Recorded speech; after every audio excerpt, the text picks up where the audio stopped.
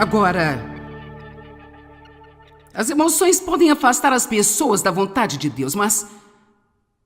Alguém estava falando comigo ontem, na verdade. Era minha filha, ela gosta de perguntar o que vou ensinar, então eu disse a ela e ela perguntou para mim: bem, o que você faz para controlar suas emoções? Como você vai dizer a alguém para controlar suas emoções? Bem, a primeira coisa que eu diria a você é que quando o diabo estiver atrás de você, você pode imediatamente interromper o plano do diabo apenas orando. É a coisa mais simples a fazer.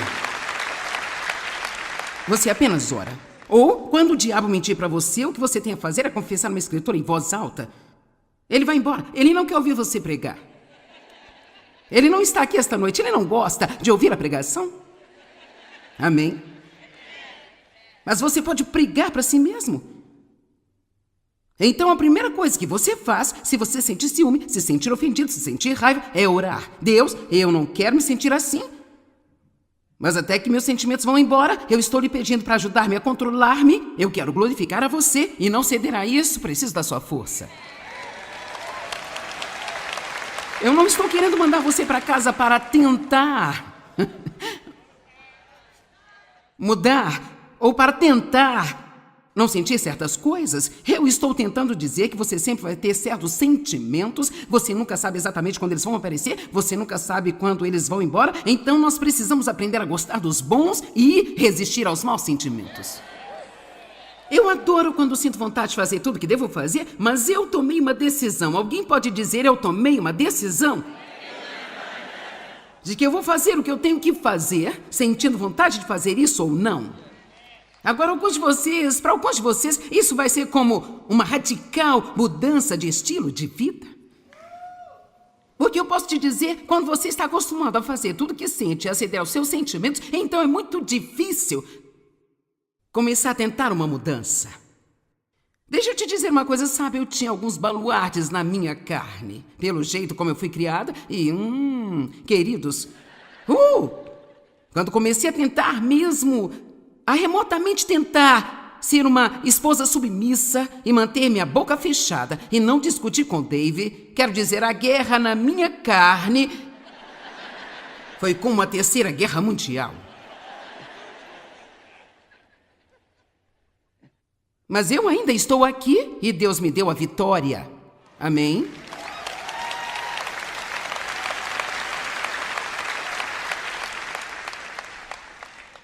Imediatamente ora, isso interrompe o diabo. E então, se você está tendo problema consistente com algo, estude a palavra de Deus nesta área, porque há poder na palavra para mudar as coisas. A palavra é poderosa, é poderosa. Há poder em cada palavra de Deus que eu estou falando a você aqui hoje. Ela é cheia de poder e ela tem poder inerente nela. Ela pode mudar você. A palavra de Deus muda todos nós.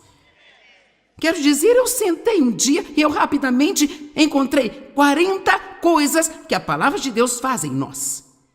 40! E você pode encontrar quase todas elas no Salmo 119. A palavra de Deus nos afasta do pecado.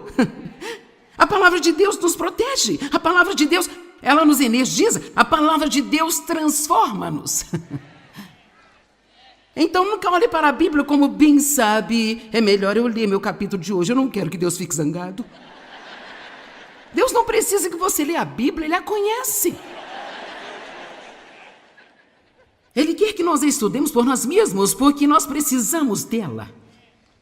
Precisamos ser educados. Agora, haverá momentos em nossa vida em que o próprio Deus vai tentar nossas emoções, sabe?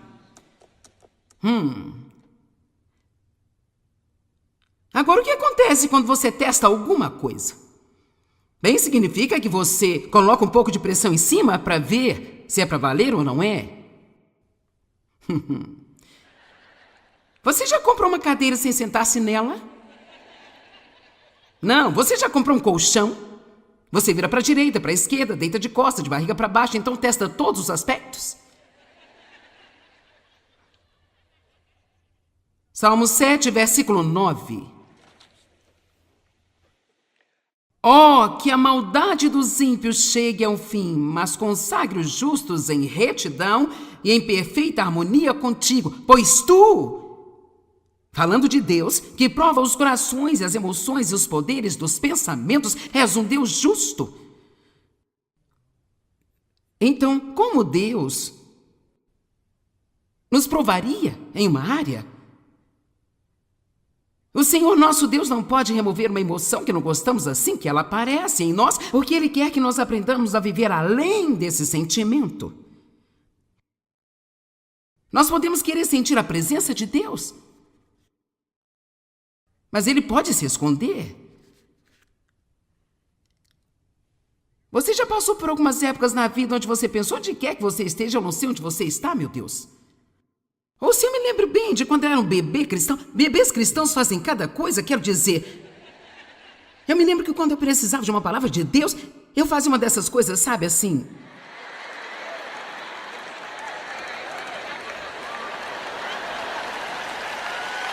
Vamos lá, sejam honestos, quantos de vocês fizeram isso? Olhe para isso, quase todo mundo aqui. Uma das minhas netas me ouviu contar isso outro dia e ela tem... Eu tenho uma com 15 anos, eu tenho uma de 17 anos e... Até a menina de 15 anos morreu de rir. Ela disse, eu fiz isso, vó. Eu já fiz isso. Então, sabe, por um pouco de tempo funcionou, era incrível. Eu ia até o David e dizia, você não vai acreditar nisso? Eu orei e fiz a Deus esta pergunta e quando eu abri, apontei, olha o que eu encontrei. E até mesmo o David ficava impressionado. Isso não é pouco. Você está brincando? Eu tipo, uau, isso não é incrível? Mas então ficou preocupante quando eu tentava isso e então recebia. Ai de você, pecador perverso. Vamos tentar de novo?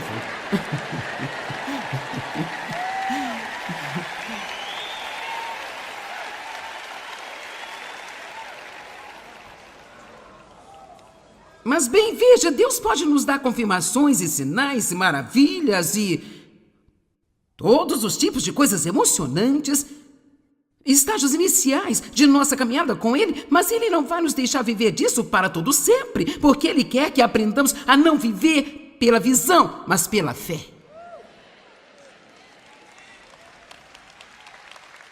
Sabe, eu realmente não me sinto mais e me pergunto quando eu oro, quando eu passo algum tempo com meu Deus, eu sinto a presença de Deus. E eu perguntava,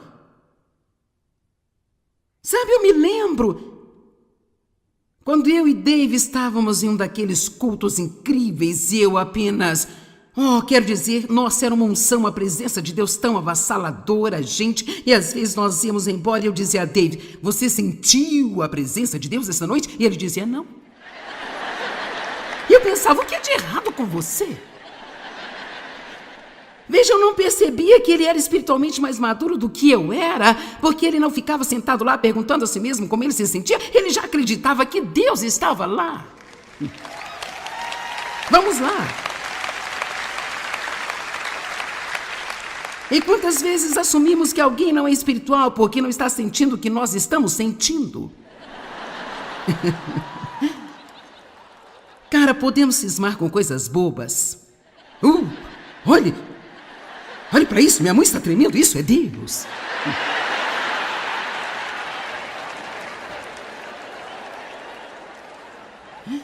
Quer dizer, sabe, algo assim, eu acho que poderia ser Deus. Eu me lembro de Oral Roberts dizendo que ele sentiu o poder de Deus em sua mão direita quando ele orava pelos enfermos. Mas a boa notícia é que eu estou tão feliz porque não tenho que basear o que eu creio no que eu sinto, porque os meus sentimentos vêm e vão e eles mudam. Mas Deus nunca muda, Ele nunca mudará, Ele estará sempre conosco. E você nunca tem que sentir mal se estiver em um culto ou em um grupo de oração, algo assim, em que todo mundo parece estar sentindo todos os tipos de coisas e você não sente nada. Eu sei que é difícil, quer dizer, eu tive que tentar aconselhar as pessoas com isso, elas meio que, bem, eu nunca sinto Deus, sabe?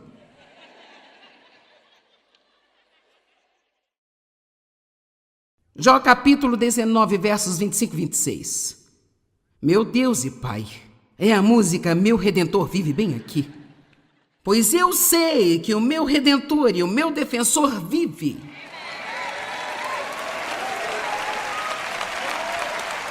Agora Jó, ele teve um dia ruim, para dizer o mínimo.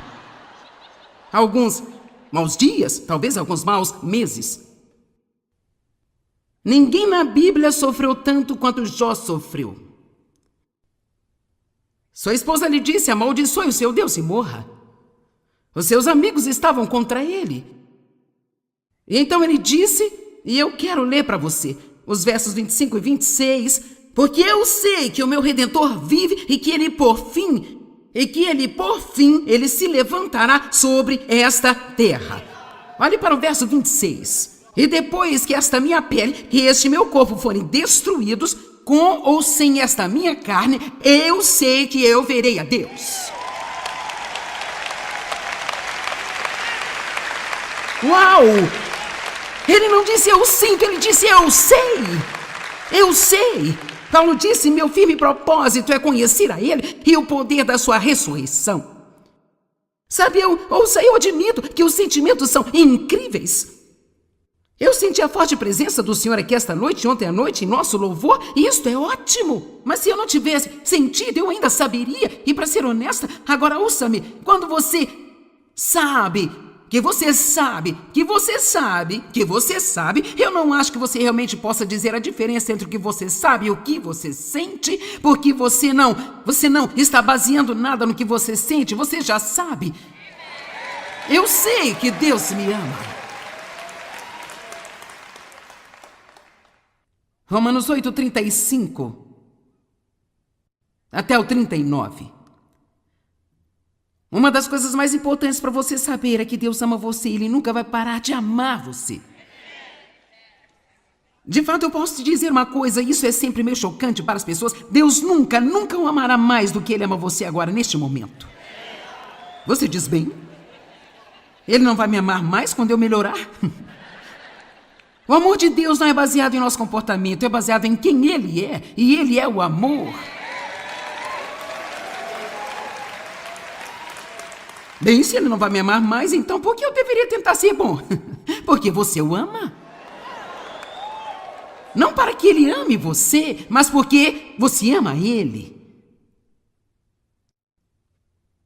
Nossa, se pudéssemos crescer até o ponto em que em provações e tribulações, ou mesmo em tragédias, coisas que são tão inacreditavelmente dolorosas e, sabe, aquelas coisas que são injustas e que nós não entendemos e que nós ficamos tentados a dizer: bem, Deus, você não ama a mim? Isto seria uma vitória? Quem poderá nos separar do amor de Cristo? Alguém que está sofrendo neste lugar esta noite precisa entender isso. Quem poderá nos separar do amor de Cristo? O sofrimento, a aflição, a tribulação, a calamidade, a angústia, ou a perseguição, a fome, ou a nudez, ou o perigo, ou a espada? Como está escrito, por amor de ti, nós enfrentamos a morte todos os dias e nós somos considerados como ovelhas destinadas ao matadouro. Eu amo isso. Você pode estar falando sobre ser um cristão e as suas circunstâncias podem... Você pode estar em uma época em sua vida onde suas circunstâncias são tão ruins que para as outras pessoas você parece uma ovelha sendo levada ao matadouro. E bem no meio de todas essas coisas, nós somos mais que vencedores. Uau! Bem no meio delas, nós somos mais que vencedores. Como? Nós passamos por tudo e temos a vitória por meio daquele que nos amou. A vitória vem pelo fato de saber que Deus ama você. Que não importa o que você passe nesta terra, naquele último dia, você virá o seu Redentor bem vivo e você estará com Ele. Eu estou convencido, sem dúvida, eu estou certo de que nem a morte, nem a vida, nem os anjos, nem principados, nem o presente, nem ameaças, nem o futuro, nem quaisquer poderes, nem altura, nem profundidade, nem qualquer outra coisa em toda a criação jamais poderá me separar do amor de Deus que se encontra em Cristo Jesus. Incrível! Sabe, para aqueles de vocês que estão assistindo isso pela televisão, deixe-me apenas dizer uma coisa a você, pessoalmente. Deus ama você. E Ele quer você. Ele quer ter um relacionamento íntimo e pessoal com você. Ele quer entrar em sua vida e inundar a sua vida e preenchê-la com a presença dele e ensinar-lhe como viver uma vida que vale a pena ser vivida. E se você ainda não recebeu a Cristo como seu Salvador, há um número em nossa tela que você pode ligar agora mesmo e alguém que trabalha comigo vai lhe dizer como você pode nascer de novo hoje mesmo. E se você for sincero e deseja uma nova vida, eles irão orar com você e Deus começará um trabalho em sua vida que fará de você uma pessoa totalmente diferente. Então, por favor, ligue. Nós vamos ajudá-lo. Deus te ama.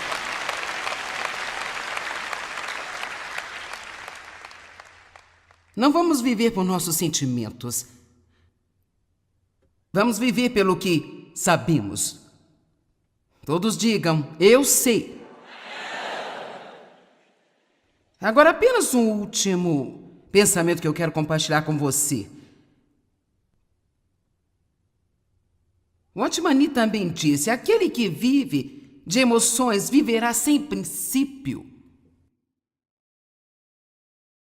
Princípio é uma regra aceita de ação ou conduta, é um padrão em que nós vivemos. Pergunto, você tem um padrão para a sua vida? Vocês desenharam uma linha em algum lugar e disseram, eu não farei aquelas coisas, eu farei estas coisas aqui, eu não farei aquelas coisas?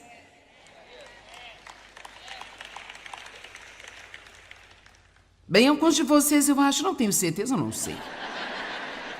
Você espera que seus amigos lhe digam que tipo de filme você vai assistir? Ou você fica em casa sozinho se isso ofender o Espírito Santo de Deus? Veja, eu tomei algumas decisões da minha vida. Eu não vou desperdiçar mais um dia da minha vida ficando com raiva. Eu não vou fazer isso. Eu serei uma pessoa generosa. Eu vou combater a ganância e o egoísmo sendo agressivamente generosa. Eu tenho um padrão para minha vida, eu vou satisfazer necessidades. Eu vou dar a palavra de Deus o primeiro lugar na minha vida. Eu vou terminar a minha corrida.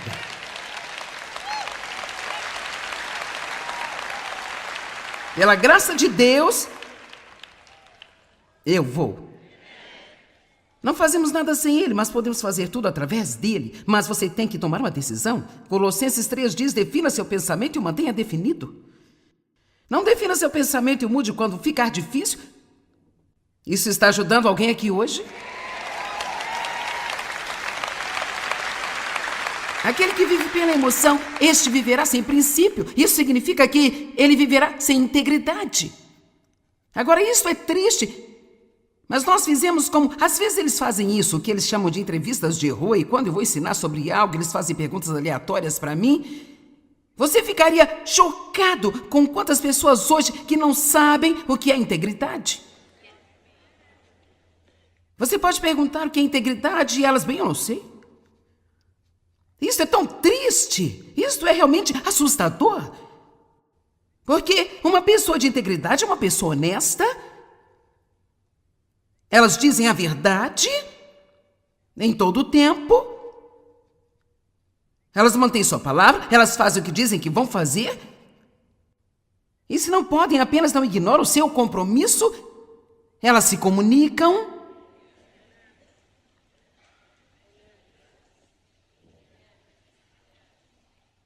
Elas não compram um par de sapatos e quando chegam em casa descobrem que acidentalmente deram 2 pares, decidem que Deus as está abençoando e ficam com eles.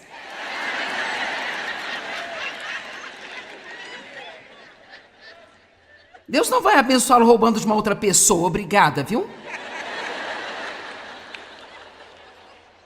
Integridade.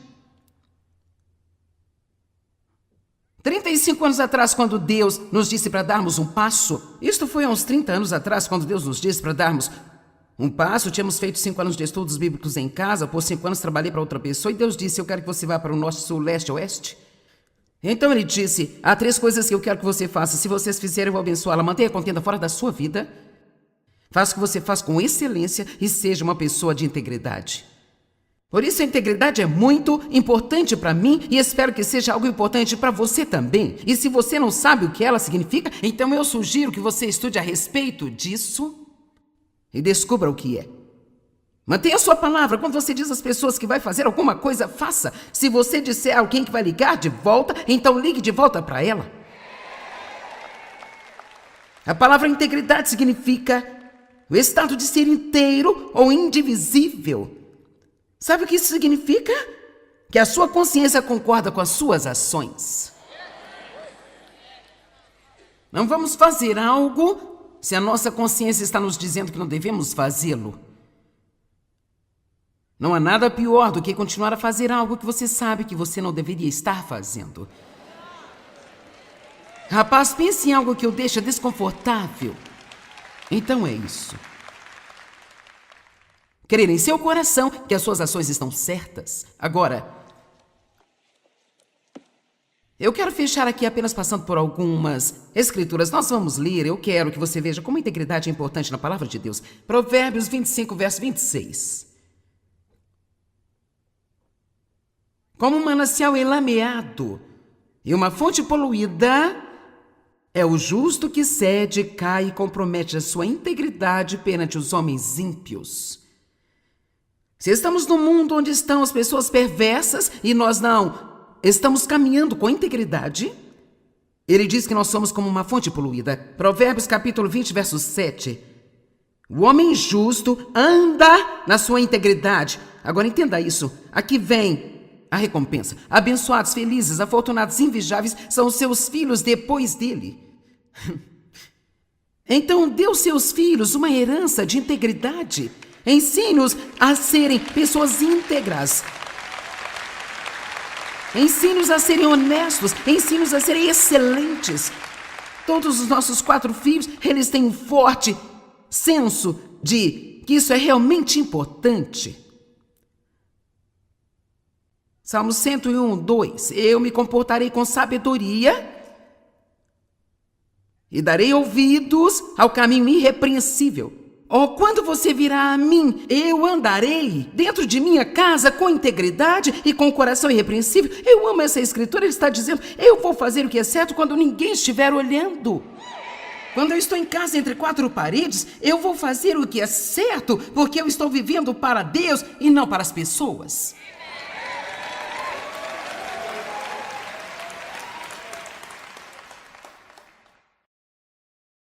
Apenas mais alguns. Salmos 26, 1. Faz-me justiça, Senhor, pois eu tenho vivido com integridade. Eu tenho esperado, apoiado e confiado no Senhor sem vacilar e eu não vou escorregar. Agora Jó, no capítulo 2, verso 3. E o Senhor disse a Satanás, reparou no meu servo Jó, não há ninguém na terra como ele, um homem irrepreensível e reto, que teme reverentemente a Deus e evita e se afasta de todo o mal, de tudo aquilo que é errado, e ainda mantém firme a sua integridade. Embora você tenha me instigado contra ele para arruiná-lo sem motivo algum, mesmo tendo passado por tanta coisa, Jó ainda manteve firme a sua integridade. Agora nós falamos sobre o pobre velho Jó, mas você precisa ir até o final desse livro, porque no final de tudo, Jó acabou com o dobro de tudo aquilo que ele tinha antes.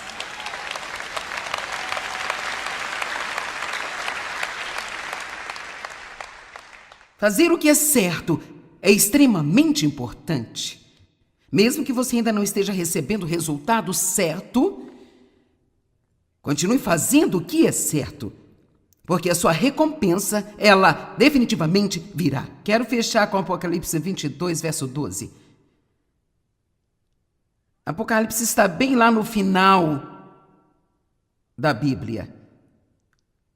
Eis que venho em breve.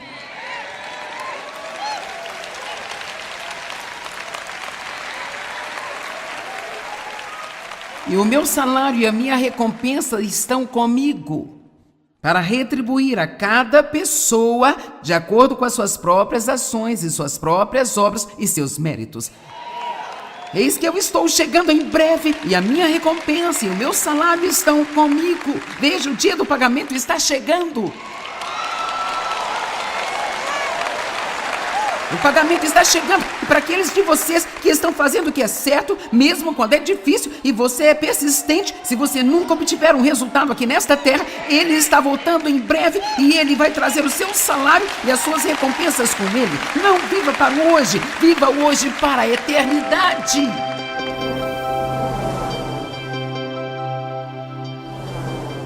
Bem, agora lembre-se, não importa o que queiramos fazer, nós devemos decidir completar nossa corrida acreditando que a palavra de Deus é verdadeira e aprendendo a segui-la.